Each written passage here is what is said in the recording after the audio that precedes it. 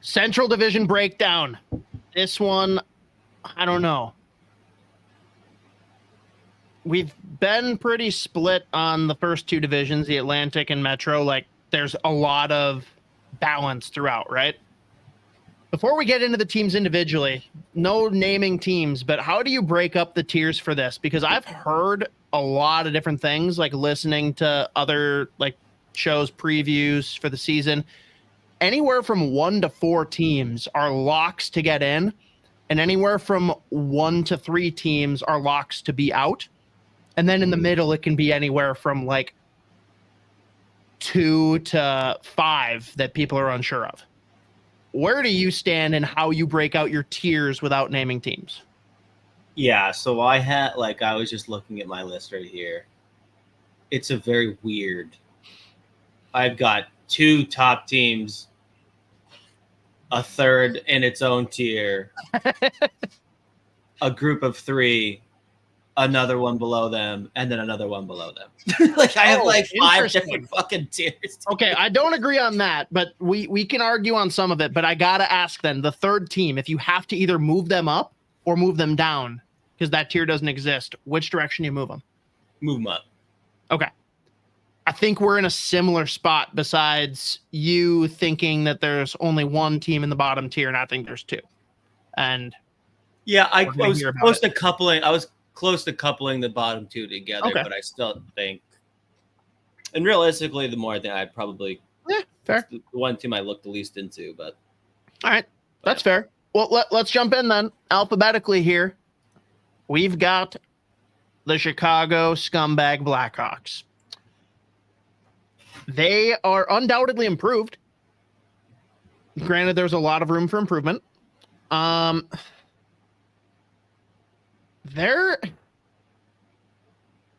not a playoff team, but they're a team that's like interesting to me. Like, it's frisky. I think frisky is the best word for them. Like, they are going to be a frisky team. Like, it's not going to be like last year where they're like a fun, easy route.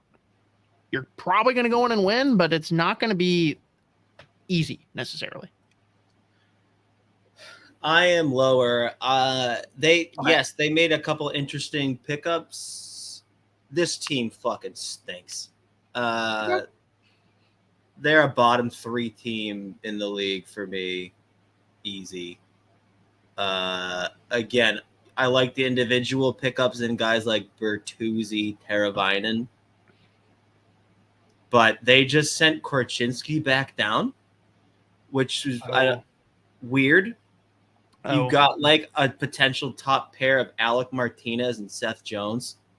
And then in net, Mrazek and Brossoit. Like, yeah. The thing is, I just want to know how much more sicko mode Bedard's going to go this year. Because, like, there was one power play. They played the Blues the other day, the preseason. Oh, my God. Bedard was cooking. And granted, the Blues fucking also stink. But, like, another year of him playing, he, like, got that big injury last year where he got fucking crushed by, who was that? Was that Brendan Smith that just deleted him and, like, broke his jaw? With not even a bad hit. It was just glass jaw. Yeah, I do think that you're discrediting, too, though. Like, again, if he stays healthy, Taylor Hall really is an ad. He played 10 games last year. Like, yeah, that's not a nothing. Did you see him in the preseason game against the Wild? That was fucking crazy, dude. It's I know. But I was still like, oh, it was funny. It was very funny.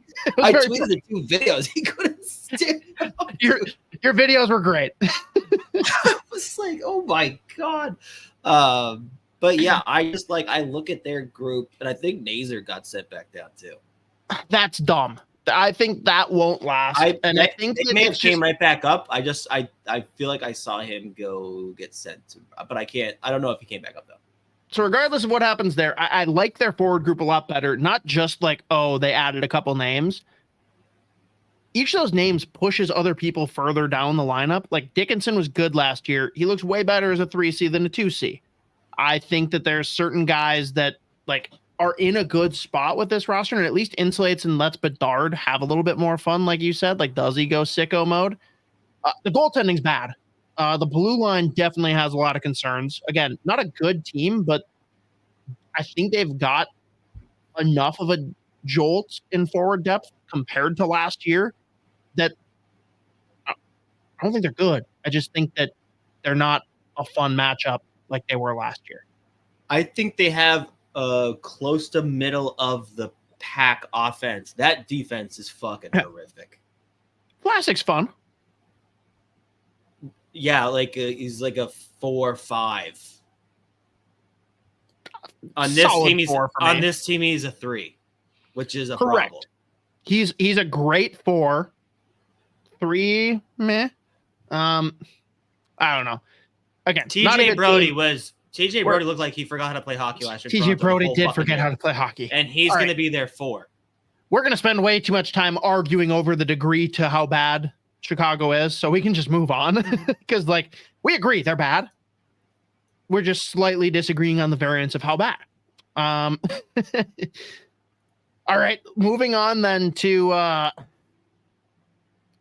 really interesting team.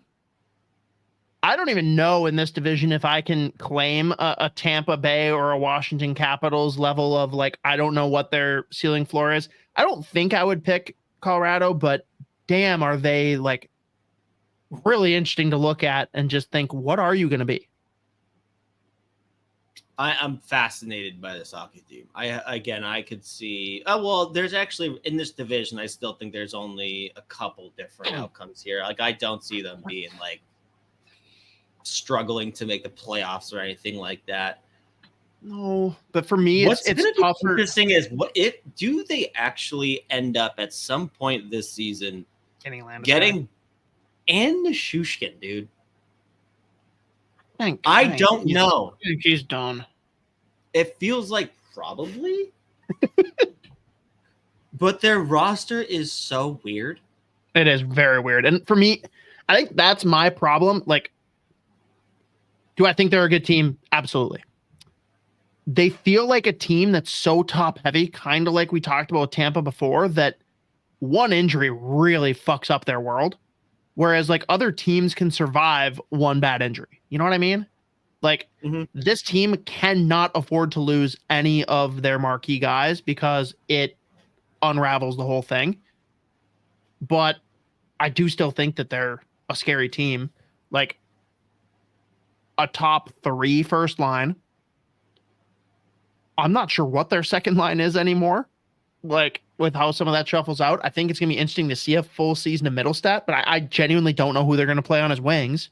Right. Bottom 6 is fine. I do personally think, and you tell me if I'm taking crazy pills here, because Isha yelled at me when I said this before. I think their blue line's super underrated, and I think they're top 5 in the league. You don't hurt my feelings? Give it to me. I think I just think they have super top heavy decor. Sam Girard shown that he can't stay healthy. That's the thing. Sam Girard has not been able to stay healthy at all. But if he does stay healthy, he's really good. He's like, I like him a lot. Yeah, he's awesome if he stays healthy. Josh Manson's fine. Like, he does his job. What's Lekkonen's status? Not to flip off the blue line, sorry. But that's a big difference maker for me. I like that player so much. I think he's all right. I think he's good to play, right? Oh, okay. Then I should double check. But yeah, the third pair. I'm really, but dude, you can get a lot of minutes out of the top 2 pairs. Inject a potential bounce or a big bounce back, welcome back for Shillington. Inject that into my bone. I was today years old when I learned that Shillington was a member of the Avalanche. I love that. Yep. I love that. I was not aware. Was it today they traded for Tucker Poolman, which is interesting. He played at HL games. So, like, they have like another guy that could play. Like if it goes out with like Shillington or oh my god. Why am I blanking? Oh, Dahan or Brandstrom, I think they're still there. I don't think they waived him. I don't know. Maybe they did. No, I think their defense is like middle of the pack probably, but like ridiculously top heavy. And the goaltending is a big question mark for me too. Yeah, and there's a reason that Noonan was like one of the better odds for Calder as well. Like when he stepped in, I think he played like 12 games last year maybe, and he was fucking really good. So if he's at least half ready or like closer to being like ready to be like not like 1A, but like 1C, like he can play like 30 games, like 40 games. At least give some kind of help to Georgia. But that's the big thing too. Like the question, because I think the defense is so top heavy, that's not going to give like Georgiev the cover that he probably really needs to be a guy that can do it for him. I still think just given the horses they have up front, like Mikko Rantanen for me, it's not like he's an underrated player because everyone knows how fucking unbelievable he is. But I think he is even a little underrated. Somewhat, and it's like he just had 2 years in a row. He had 100 points and 50 fucking goals. Like this guy, like the reason they stayed one of the best teams when McKinnon was hurt too was like Rantanen was just like, I'm gonna do the same shit. I'm gonna put up 50. And apparently, like people be like, it's again. I don't think he's underrated because when you talk about it, everyone's like, "Oh, he's fucking nasty," but like he's just not. Like he never comes up. I feel like when you talk about like, some of the best players in the league because never. He is a fucking horse, dude. Yeah. He's actually a moose. Don't tell wild. Sorry, he's a moose. Yeah, true. Sorry. All right. Moving on then to a team that I don't know. It's confusing to me. In my brain, they are like a world beater team, and then I pause and remember some of like the things they decided to do, and it makes me pause for just a second. Dallas Stars. I'm gonna make it real simple. They probably have the deepest forward group in the league and most well balanced. Their goaltending should be fine. I'm gonna maintain slightly, even several notches above fine. Their blue line is fascinating to me, man. Basically, one side is that's what I was about to say, dude. Loaded. The other side fucking scares the shit out of me. I am so confused about what they did this offseason in terms of their decor, dude. Like you said, it's so funny to me. Like, I love the left side of their D. I fucking hate the right side of their D. If you just like put a hand over one eye, you either think that the Stars have the best defense that's ever been assembled, or you think that it's like Iowa AHL from last year.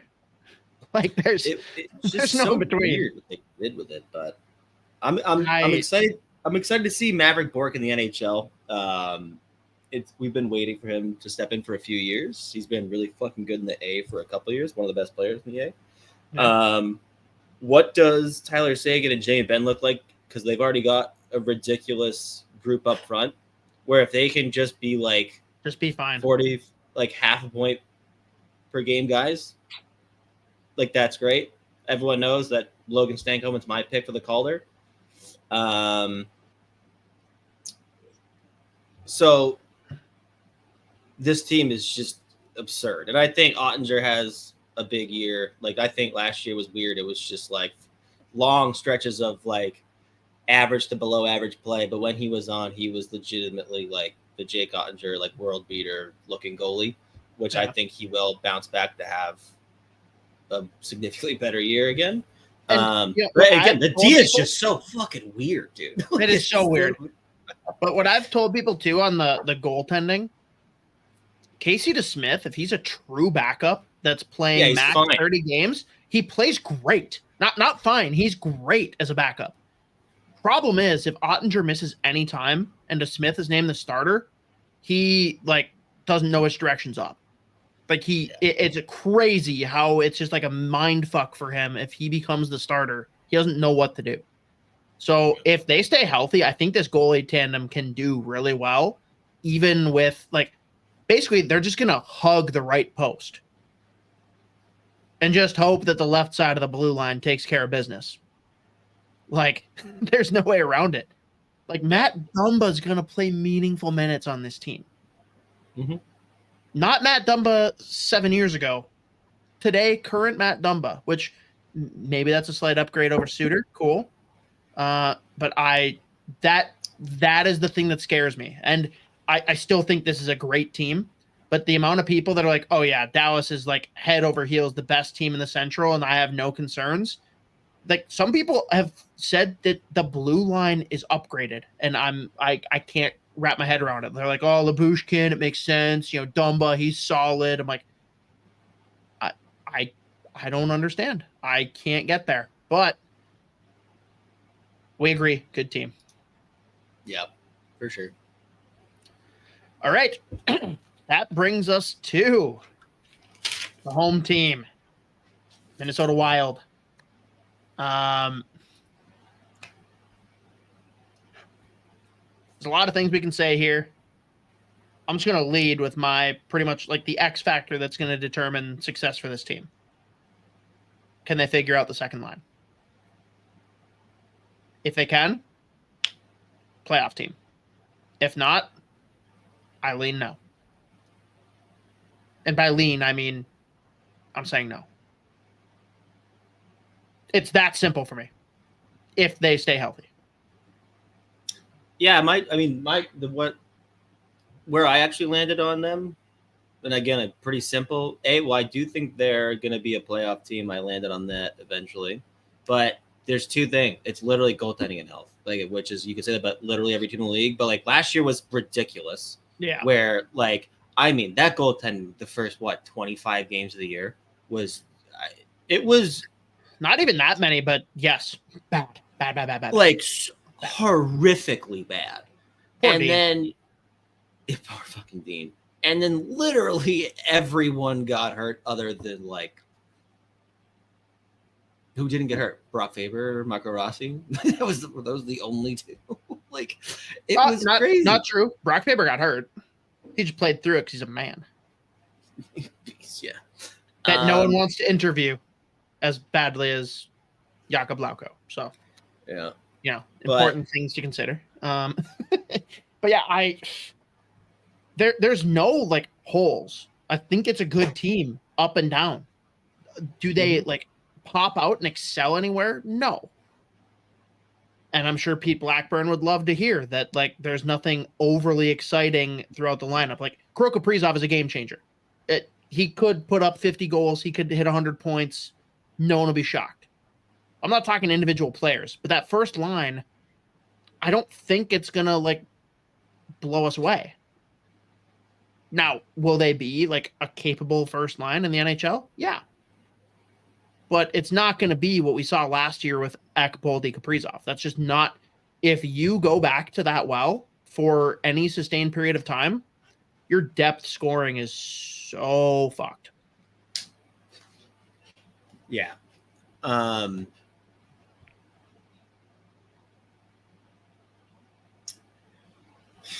Again, the first few weeks are huge, and it doesn't help that they have a super weird schedule to start the year too.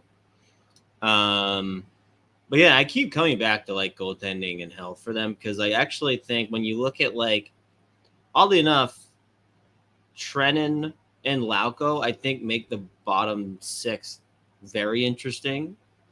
Mm-hmm. And I mean, the special teams, again, preseason, they already look a little better than they did significantly better than they did last year. And then you look at a guy like Marco Rossi. I still think he takes another big step forward this year after last year. We're going to see them probably fluctuate between the first and third lines, between him and Hartman. I think they're going to experiment with both. Agreed. But I landed on that. I think they're, in terms of like the NHL, I think they're still right in their sweet spot, middle of the pack team. They're going to suck to play against, just because they've still got a bunch of fucking mutants that are crazy. Yeah. They have to have better goaltending. That's really where I come down. Because I actually don't know if they could possibly get, like, less healthy. Last year was so fucking ridiculous that, like, between the cap situation and how many guys got hurt, like, they were like, we can't do anything. We actually, yeah, but in fairness, the thing that didn't happen last year is meaningful time missed from our top two guys, being Kaprizov and Faber. Yep, it turned off. Can you hear me? Bueller. You back? It stopped working. Love that for me. Baxter, is that you? Bark twice if you're in Milwaukee. Full mute. This is awesome. Love my life.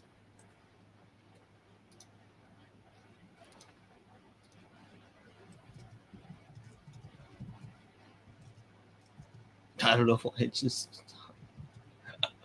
Can you hear me? Ah! This is great.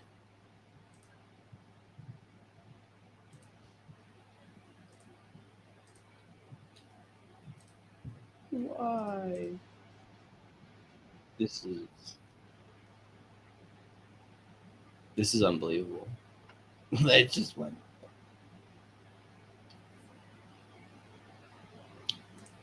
Let's try to do this. I'm gonna try to leave the studio and come back. Nice.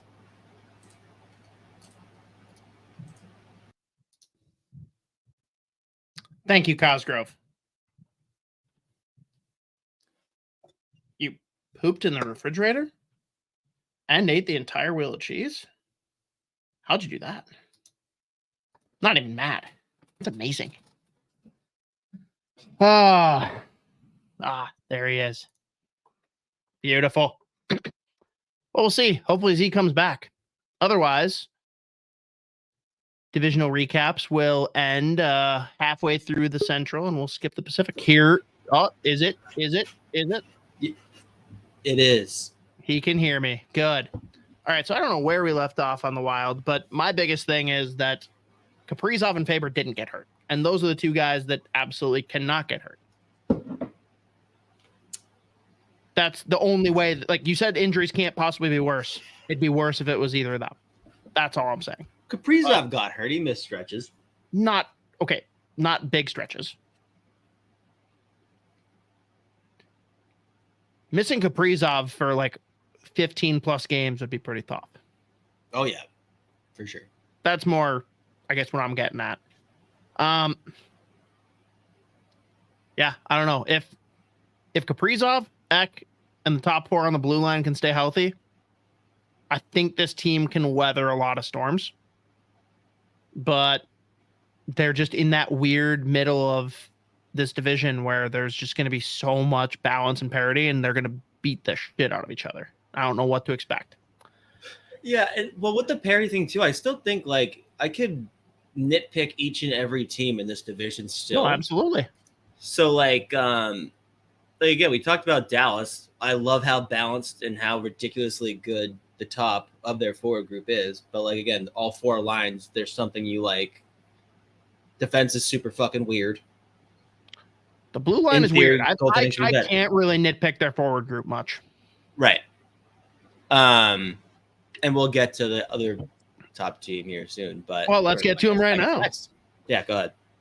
Nashville Predators, Isha's baby. Definitely the most fireworks in the offseason for so many reasons. A team that's undoubtedly improved their roster, but this is the team that everyone's looking at and being like, oh yeah, they're the darling. If someone's gonna like dethrone Dallas, like Nashville's primed for it. And I understand and push back against it at the same time. Like I'm a little torn. Again, this is kind of like Colorado Avalanche for me. Like this is a good team, no doubt about it. How good though? How good? Weirdly enough, like where I kind of landed on like the wild card, or like if this thing goes right, then they're gonna be at least. I don't think they're gonna be as good as the people that are like, oh, on like the second they made those big signings, instantly top 5 team in the league. Like I don't buy any of like the full on hype train, but they're obviously drastically improved. They made a bunch of like big signings that should drastically improve their roster in general. But like weirdly enough, as I was going through it, what they really need to take a big step forward is if Brady Shea can actually inject offense from the blue line, because it at this point cannot only be Roman Josi, because other than those two, the rest of their D is Alex Carey, who's like fantastic transition defenseman, Jeremy Lauzon, who has just set the record for most hits in an NHL season, Luke Shen and Spencer Stastny might be there for like 60. What about Fabro? I don't know. He wasn't even listed here. I don't know if he got hurt. Going to be in. And even then, he's not a guy that you're looking at for more than like 15 points, maybe. So I think if Brady Shea can inject offense from their blue line, the outside of Roman Josi, that'll make a big difference for them. Because I mean, UC Saros, I believe in him, obviously. Totally. And then, I mean, Forsberg is ridiculous. O'Reilly was awesome. Nyquist had a ridiculous breakout year again. Well, no, not even breakout. Like a fucking everyone knew Gus Nyquist was awesome, but last year he just really popped off. And then that's the one that got away, man. That's the one that we fucked up on signing. Again, I'm not shitting on Johansson, but to say that he was the priority over bringing Gus Nyquist back, crazy. He was really good. The one that's really gotten to me though, because I guess I understand it, but I really, in my brain, can't get there. So many people are trying to say, I don't know. Like, if you're going to be a detractor against Nashville, it's, wow, can Tommy Novak really center Marchessault and Stamkos? Have you watched this fucking kid the last 2 years? He is for real. He is awesome. Gopher alum, not important to the conversation, but he's been great of late. And he's been doing that without having Stamkos and Marchessault on his line. So, yeah, I'm not worried about Tommy Novak. I actually think Tommy Novak could pop off this year. And I'm excited for it. Yeah. I'm in a weird boat where I'm like, I agree. Yeah, he's been awesome. I could also see why there's some skepticism. Is he really 2C right now? You know what I mean? But he's been incredible. He's been such a fucking good player for them since he stepped in. And he's done it as a 2C. Right. Without line mates. I don't know. I get it, but I don't. I'm really torn on it, but I'm a believer. I think Tommy Novak's sick. Yeah. Yes. Yes for me. Joe Mama asks, nice name, is Novak better than Duchesne? I go yes.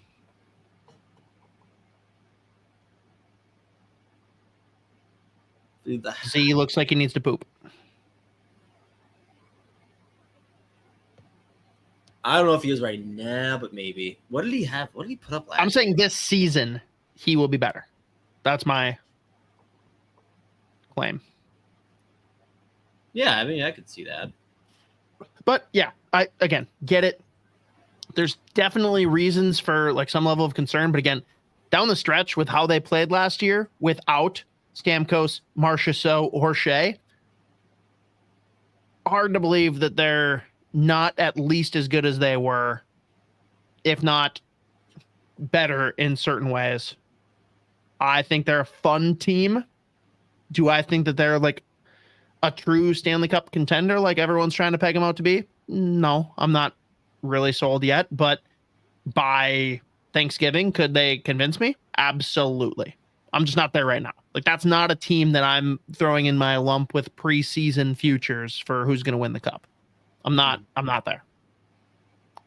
Yeah. All right. Next one up. The Martin St. Louis Blues. Oh, brutal.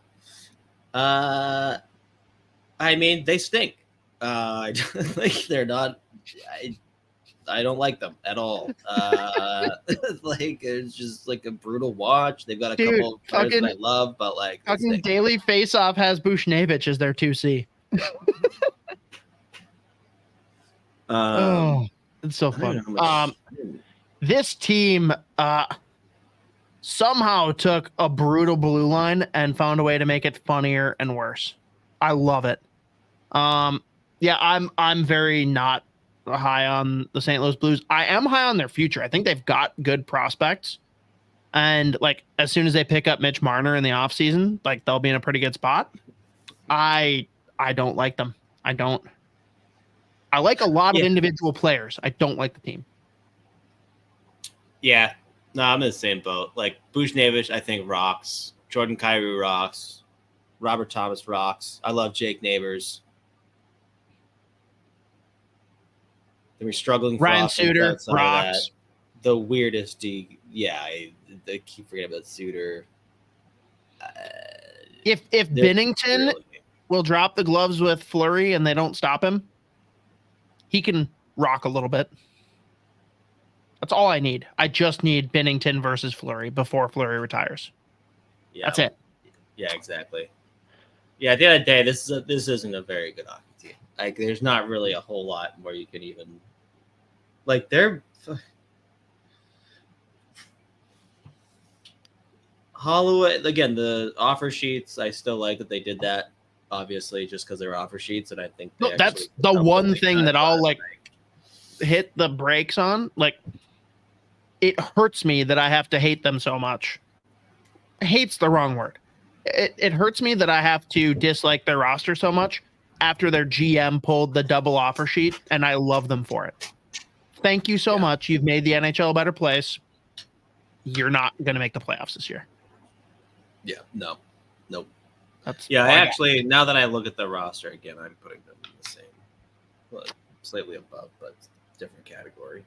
I'm not grouping them separate from the other 11 tiers that I put somehow in this division. All right. That was your St. Louis Blues.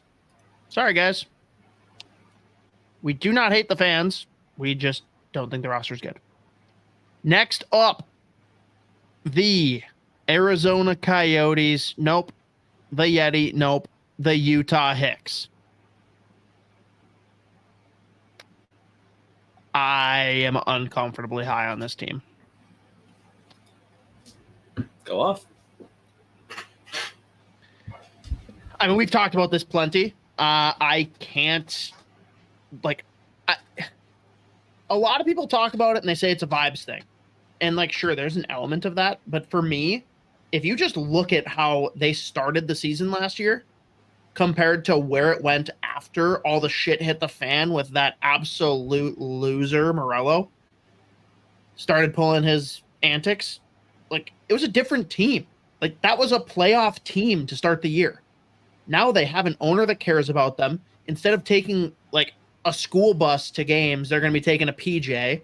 They're not going to get kicked out of their hotel in the middle of the night because the owner won't pay the bills.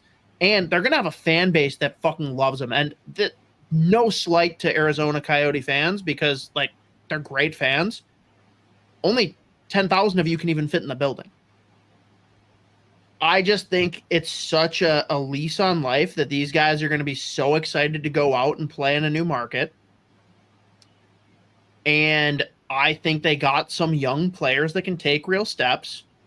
And you literally added 2 legit top 4 defensemen and pushed other people down on your blue line. I think that they are going to be not a contender, but they're a problem. They're not a team you want to play. And yeah, Cosgrove, I think you're right. It was probably closer to 5,000 or 6,000.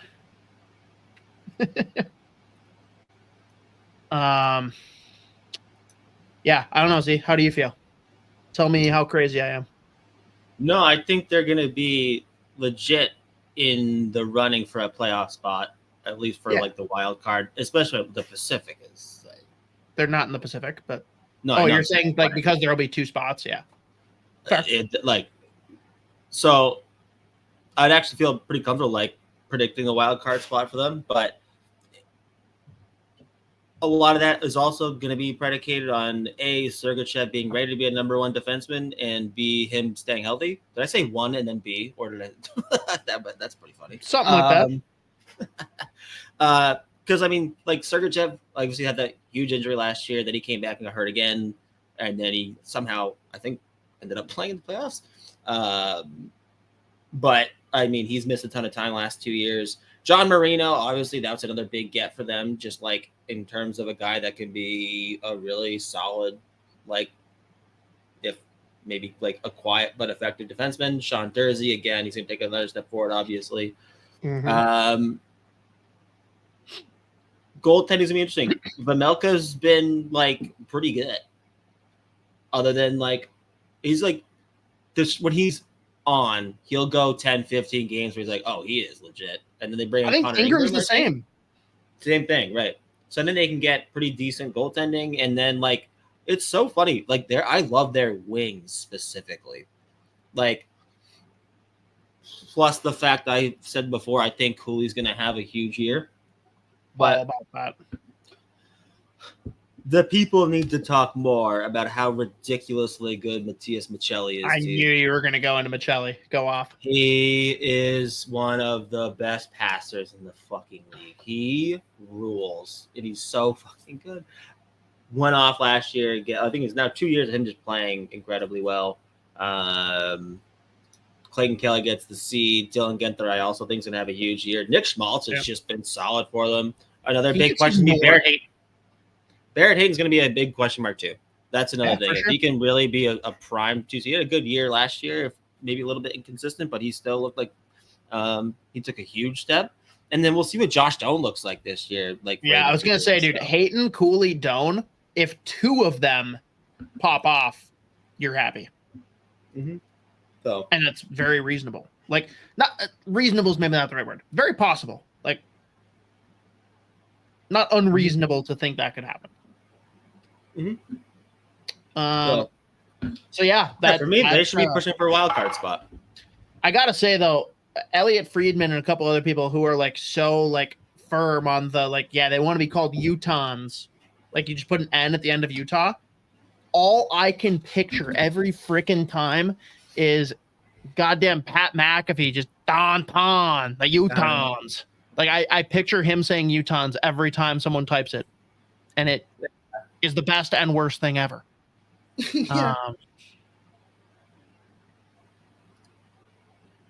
Paradox, I'm with you. Cooley is going to make everyone in Utah look twice. I think him and Guenther on a line together is going to be so freaking fun. And I think Keller and Schmaltz is like just such a stable, reliable first line set of wingers.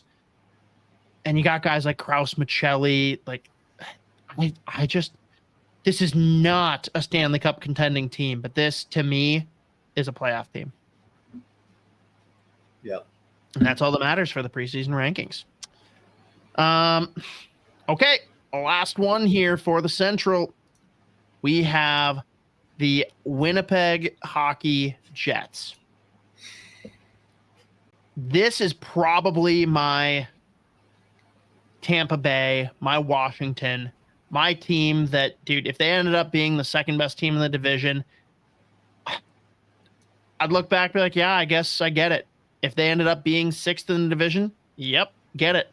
Like, I don't know what to expect of this team. It's going to be interesting. It's weird because last year I was the guy that said, why is everyone so low on them? And granted, they did way better than I predicted in the regular season. Big caveat. I'm lower on them this year. Do you agree or disagree on Winnipeg taking a step back? No, yeah, I'm in the same boat where I'm like, I when I put them down, I was like, I guess I have them taking a step back. And I'm like, so I don't love the roster as a whole, but then I still look at it again. I'm like, but like it realistically, I don't know why. Because like the big thing is, can Dylan Sandberg step in and fill Brendan Dillon's like top 4 spot in that D? Like, can he be their 3-4 guy? Because he's been fine. Fine. And like he's actually been like pretty good for them, like very quiet player. But if he can just step into a little bit of an elevated role and like fill a little bit of Brendan Dillon's shoe, like boots over there, then like that'll go a long way. Hellebuck is gonna be Hellebuck. I don't have any concern about him taking like being a problem or whatever. He won't be and a the other problem. big question mark.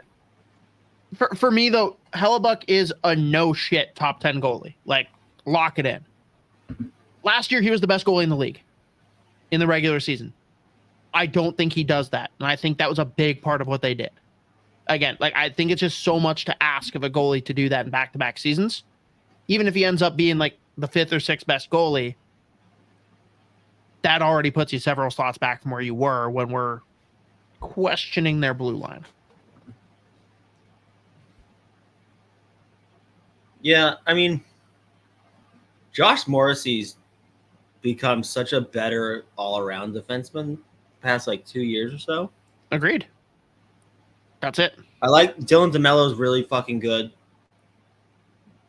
Neil Pion's been significantly better than he was like the start of his Winnipeg career. And again, like if Dylan Sandberg can really step in, that could be a potential wild card as far as just like if he could fill Brendan Dillon's role. I think they're still going to be okay. Yeah, back there. And I mean, we saw what Velarde did last year. Velarde, like, he is continuing just to get better and better. And I think another wild card is like, what minutes is Nick Ehlers going to get? Like, are they just gonna let him cook, or are they going to do that bullshit where they throw in the fourth line every couple games? Trade him to Pittsburgh. Trade him to Pittsburgh, please. There you go. Their second line is confusing to me, though. Like, Ehlers is pretty much on an island there. There's a ton of different guys they've worked in there. I don't know how it's going to work out. Their first line is really good.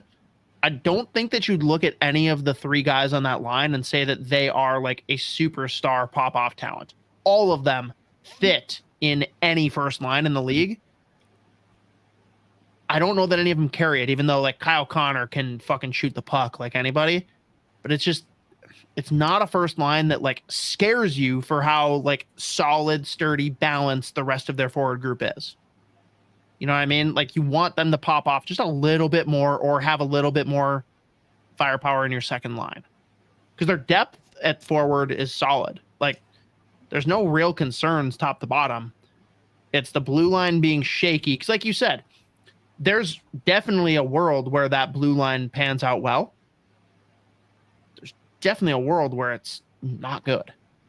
And I don't know where we fall in that spectrum, but they're going to be interesting.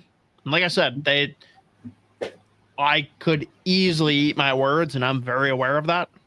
I'm not a believer with some of the forwards they've lost. Because like Gensel leaving the Carolina Hurricanes is a lot different than the Jets, who were like way ahead of the game and brought in their deadline ads like a month early.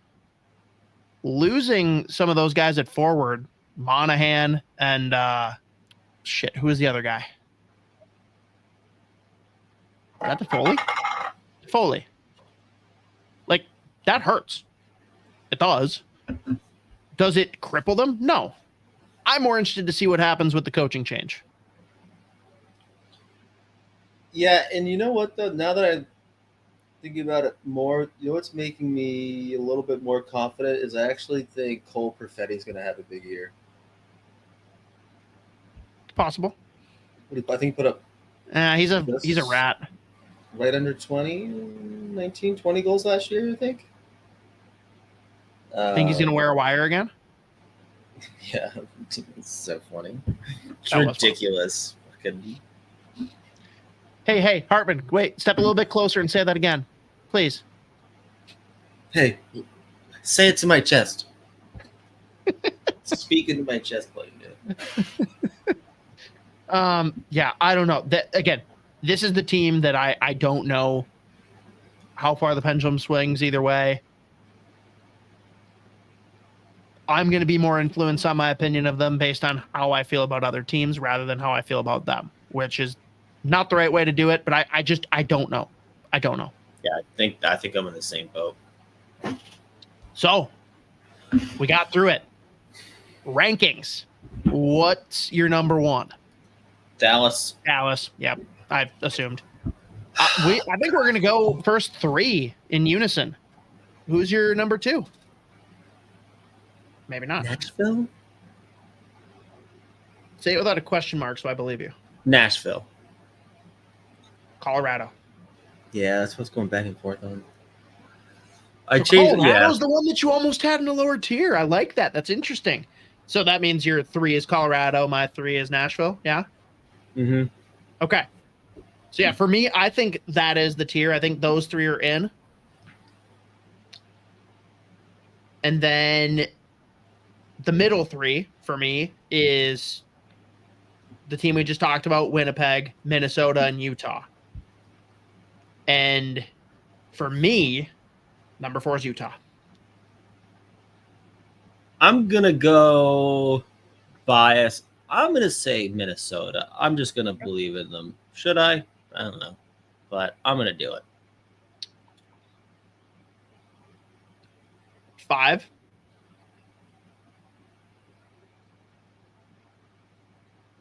Fuck it, Utah. Minnesota. So you are with me. I landed Winnipeg here. 6. I don't feel good about putting them. I feel horrible about it. I feel They're gonna make me look like disgusted about it. I think they're gonna make us look like idiots. But Again, they're gonna finish second in the division. We're gonna be like, God damn it. Yeah. No, this But- never happened. No, they're and again, I think the separation in this scenario, Utah down, even potentially through St. Louis, might only be a 10-point separation. It's possible. Me, But yeah, St. Louis is my 7, and I don't think there's a shot in hell they make the playoffs. If they make the playoffs, I'll eat shit. But Winnipeg, that one, like, I'm prepared. I'm like, nope, they could absolutely blow this up. St. Louis, Yeah. no, not happening. Same. And then Chicago exists. Yes. If they had any semblance of blue line or had goalies I could trust, I would love to put Chicago ahead of St. Louis, but I can't. I can't do it. Mm-mm. Wow, I really thought you were going to come in and drop Winnipeg at 4. And here you are sitting at 6 with me. Yeah. I don't feel good about it at all. Horror Docs, correct. If the Blues make the playoffs, we're so wildly wrong. I don't see it. I don't see it at all. Now, in a couple of years, and they got Rick Dvorsky, they got Snuggerud, they got Mitch Marner, like, that's going to be a different story. But this year, bad. The worst vibes.